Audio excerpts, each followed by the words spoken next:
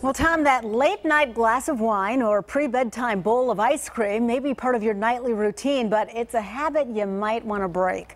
Research shows that even a small snack in the hours before bedtime is enough to cause us to gain weight. The Fox Medical Team's Beth Galvin explains why. We all have this internal body clock in our brain, and it tells us when it's time to get up and when it's time to go to bed. But researchers now believe it's not just our brain, but every organ system in our body that has its own natural clock. And it's really important, they say, that we learn to eat when our digestive system is most active, not when it's kicking into resting mode. From that early morning cup of coffee to that late night glass of wine, research shows we eat on average for about 15 hours a day. And Emory Healthcare internist Dr. Sharon Bergquist says that kind of constant grazing could be throwing off our body clock. And if our eating is not in sync with the natural circadian cycle of our entire organ system, that can wreak havoc on our metabolic health. That's our entire metabolism. It can increase our risk of obesity. It can increase our blood sugar.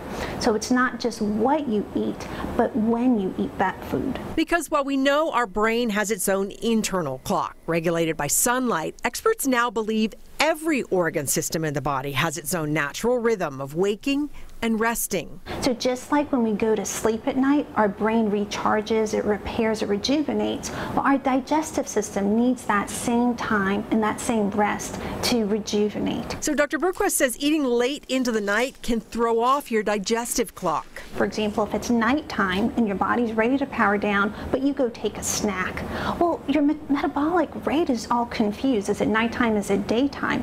And it's akin to getting jet lag in your digestive system or in your pancreas. The best time to eat, early morning to late afternoon, when our digestive system is most active. So the old adage, eat breakfast like a king, lunch like a prince, and dinner like a pauper. And that holds true with your circadian clock. And that 15-hour stretched out style of grazing, Bergquist says cut that way down. And you want to keep your meals within about an 8-hour window because all of our organs need some time to rest and rejuvenate.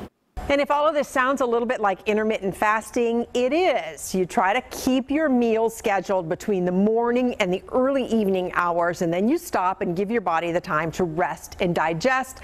Then you start that whole eating cycle again the next morning. For the Fox Medical Team, I'm Beth Galvin.